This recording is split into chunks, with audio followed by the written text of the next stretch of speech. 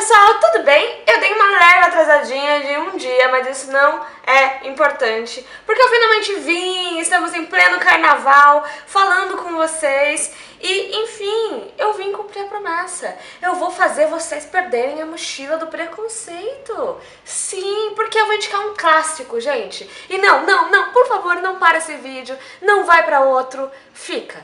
Deixa só eu tentar te convencer. Nesse vídeo, se eu não conseguir desse, tudo bem.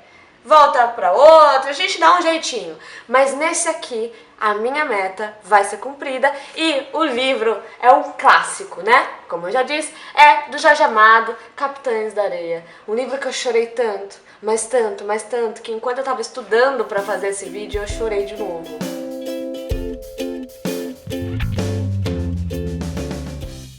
Jorge Amado é um dos escritores mais conhecidos, né, e mais renomados do século XX. Ele tem, acho que 6 ou 7 obras adaptadas para o cinema. Obras dele já foram parar na televisão, né, com séries. É impressionante. Ele foi traduzido para diversas línguas. Enfim, ganhou vários prêmios, integrou a Academia Brasileira de Letras, uma coisa maluca. E Capitães da Areia não é reconhecido como o melhor livro dele. Mas pra mim, é o livro mais tocante, é o livro que me tocou mais e que acabou sendo pra mim o melhor livro dele por esse sentido, né? É tão bom quando o livro pega você, né? É tão bom quando um livro te toca de uma maneira que você que você chora, que você sabe... É impressionante, gente, eu fico muito, sei lá, esse livro me toca de uma maneira, e vamos pra história antes de qualquer coisa, né, pra vocês entenderem, e até pra quem for prestar vestibular também é bom e tudo mais, que é o seguinte: Capitães da Areia, não de areia, que eles não são feitos de areia, né, eles vieram da areia, conta a história de meninos que moram, né, num lugar onde já foi mar e tal. Eles são meninos de rua, né, são muito pobres, e eles fazem um grupo que são Capitães da Areia, eles se denominam Capitães da Areia. E eles vivem numa espécie de armazém abandonado que fica nos cais, né? Que aí até começa o livro dizendo que ali já foi mar e que o mar já batia ali naquelas paredes, enfim, e que agora é a casa, né? O teto deles. E basicamente esses meninos, eles sobrevivem roubando, furtando, né, das pessoas. Eles também sobrevivem tentando fazer alguns trabalhos e, bom, cada um tem a sua personalidade. Vocês vão percebendo no decorrer do livro a personalidade de cada um. Eles são liderados por um menino que chama Pedro Bala. Na verdade, o Bala é um apelido, né, porque a maioria dos apelidos quer dizer, né, condiz com as características principais de cada personagem. E o Bala é realmente um líder, e inclusive o Jorge Amado, o escritor, quando ele escreveu esse livro, ele estava afiliado ao Partido Comunista. E foi bem na época, né, do presidente Vargas, do Getúlio Vargas, enfim. E o livro, inclusive, não foi permitido, ele foi queimado, se não estou enganada. Enfim, porque era uma crítica, né, à coisa da época. Por quê? Porque os Capitães da Areia, basicamente, eles furtavam dos ricos e dividiam entre eles, né? E isso é basicamente, né, uma adaptação ali, uma nova linguagem para o que o Partido Comunista pensava em fazer, né? E até o livro começa com matérias de jornais mostrando os novos furtos dos Capitães da Areia, né, liderados pelo Pedro Bala. E aí vão mostrando uma série de cartas, por exemplo. Aí mostra a carta dos policiais, dizendo que, como eles são menores de idade, os policiais não podem ser culpados por não pegarem, porque eles precisam do juizado de menores.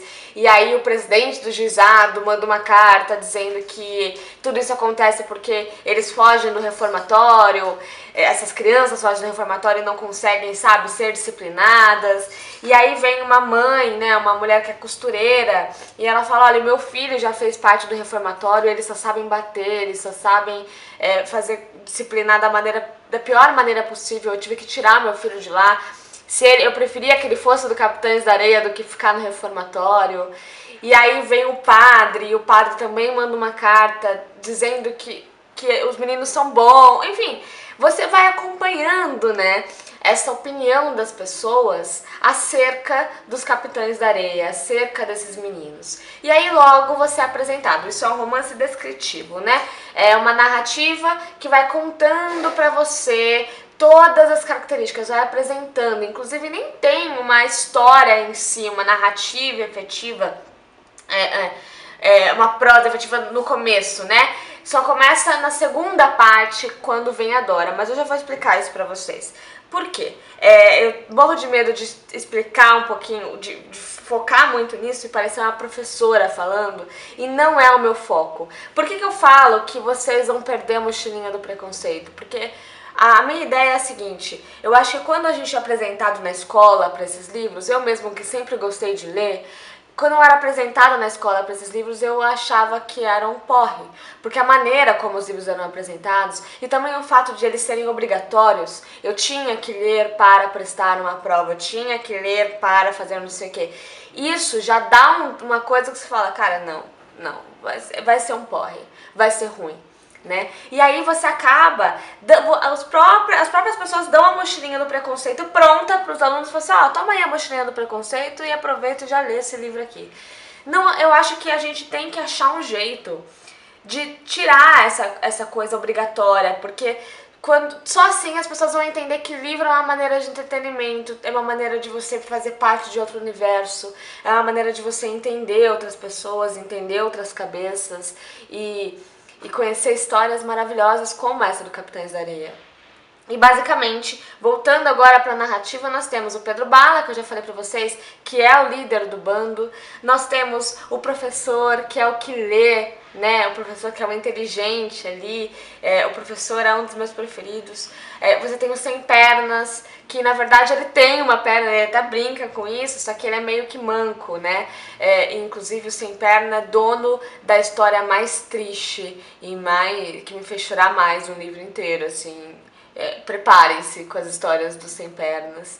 Nós temos o Pirulito, que é muito religioso, e o livro já começa, gente, com... logo no comecinho, ele tá vendo uma santa, né? Uma santa não no sentido espiritual, mas no sentido... um móvel de santa, né? Eu esqueci agora qual que é o nome disso, me perdoe. E ele pensa se ele pode roubar aquilo. Até que ponto, né? Ele não vai ser castigado por roubar aquilo, mas ele quer tanto aquela santa pra ele. Gente, isso é de uma... sabe, me faltam palavras. É de um jogo de linguagem, é de uma sensibilidade tão, sabe?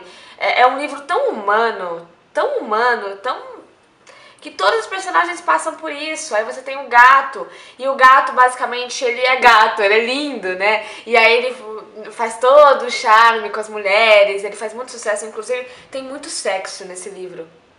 O Jorge Amado, ele fica ele abusa mais, né, no bom sentido da palavra, do sexo nos outros livros dele, da sensualidade e tudo mais, mas nesse livro nós temos muito sexo, porque são meninos de rua que não têm contato praticamente com mulheres, e, enfim, tem várias histórias até bem pesadas sobre sexo, não é só no gato que a gente vê a sensualidade e o sexo aflorando e aparecendo, né? Mas nem por isso eu acho que devem deixar de ser lidos, porque são partes importantes do livro e nos dizem muito a respeito dos personagens. E aí, bem nessa época, a cidade, né, infestada pela varíola, né? Uma doença que transmite de uma maneira muito fácil e que em sua maioria, né, que sua maioria atinge o povo pobre, né? E aí nós conhecemos a Dora, ela tem um irmãozinho mais novo, que é o Zé Fuinha, e os pais dela morrem por conta da doença, né? E ela se vê desamparada, vai pra rua, inclusive ela vai atrás dos antigos patrões da mãe, e a mulher, quando descobre que ela tá com varíola, dá um dinheirinho, assim, bem de longe do portão, com medo de pegar, e você vê ali uma cena também muito forte do filho da patroa olhando pra Dora no portão com um ar de desejo e um ar, sabe, assim, de diferença mesmo de padrão, né? E a Dora se vê na rua com o irmão mais novo e tendo que fazer alguma coisa pra conseguir comida pros dois, né? Eles dormem inclusive na praça e tal, até que uma hora ela conhece alguns integrantes do Capitães de Areia e é convidada pra dormir lá com eles. Só que vocês hão de convir comigo que vocês imaginam o seguinte: é uma menina no meio de um monte de menino que não tem quase nenhum tipo de contato com mulheres tão próximas. E adora uma mulher, gente. Ela é uma mulher. Porque por mais que ela seja ainda uma criança, assim como os outros meninos, como os outros personagens, eles não são apresentados como crianças porque eles passam por coisas que eles não podem ser mais crianças. Eles têm que ser apresentados e se apresentar como adultos. Eles têm que se ver como adultos. Porque se fossem crianças, eles não conseguiriam passar por aquilo que eles estão passando. Eles são crianças de corpo. Só tem uma cena que eles assumem um lado infantil que eles têm, que eu também não vou contar qual que é, uma cena muito bonita, que vale a pena vocês lerem sem serem spoilados por mim. E olha que eu sou a rainha do spoiler. E aí, basicamente, a Dora chega lá e os meninos ficam malucos com ela. Só que o Bala, já na lata, fala assim, ó, não, a Dora é amiga, ela é convidada, vocês não vão fazer nada com ela. E porque o Bala é o líder do grupo, né? E aí vocês vão vendo o crescimento da Dora dentro do Capitães da Areia, porque ela vira mãe, ela vira irmã, ela vira amiga, ela é a única figura afetiva ali, porque ela teve a afeição dos pais e ela tem que dar afeição pro irmão dela. Então é um tipo de contato que eles não têm, né, basicamente. Eles nunca tiveram isso, os Capitães da Areia, e aí chega a Dora e faz isso pra eles, né? A Dora, inclusive, furta junto com eles, ela se veste de menina, ela passa por altas aventuras com eles, ela divide as mesmas coisas, não tem nenhum tipo de mordomia por ser menina ou por ser a mais nova do grupo, né, no sentido de ser a mais nova conhecida do grupo. E ela é basicamente a pessoa que todo mundo vai atrás para procurar ajuda, né? Pra sentir uma afeição, para sentir um carinho, que eles só são rechaçados por toda a sociedade, né? E ela não, a Dora representa isso para eles. E é lindo essa junção, é lindo essas histórias de cada um tem a sua particularidade, cada um tem a sua característica, cada um tem a sua história que já passou e que, enfim, e que fez com que eles fossem quem fossem. E isso é uma coisa muito importante, eu acho, em todo personagem. Todo personagem, pra mim, em livro, tem que ter um passado, tem que ter um presente e tem que ter um futuro que o leitor vai conhecer, né? E o passado, principalmente, eles só são quem são por conta de quem eles foram, de como eles nasceram, de quem eles são filhos, o que eles passaram. E aí a gente tem, por exemplo, Sem Pernas, que pra mim é dono de uma das histórias mais tristes do livro inteiro. Eu chorei muito por causa do Sem Pernas, preparem-se, tá? Porque ele é realmente um personagem muito importante em toda a obra e é muito difícil também, porque ele passa por várias coisas e ele apresenta os meninos em outras características. Por exemplo, o lado da criança, o lado do adulto, é sempre com o Sem Pernas junto. Vocês vão ver isso no decorrer.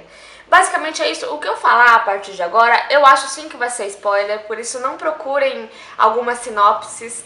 Se vocês verem que tá passando do ponto, vocês parem de ler a sinopse, porque é spoiler, sim, sabe? Perde a graça, vocês não vão se sentir tão emocionados quanto alguém que não sabia da história final e leu o livro, sabe? O livro também tem uma adaptação cinematográfica que foi feita pela Cecília Amado, que é neta do Jorge Amado. O filme é maravilhoso, eu sou uma pessoa que sempre acho que todo mundo tem que ver os filmes, as obras, principalmente em relação aos clássicos, porque é uma coisa que faz as pessoas se sentirem inseridas no universo quando elas veem o filme, né, que costuma ser um pouco mais fácil, mas nesse caso particularmente eu peço, por favor, se vocês se interessaram em ler o livro, leiam o livro antes e depois vejam o filme, até porque o filme corta alguns finais e algumas coisas que o livro tem e que pra mim fizeram toda a diferença.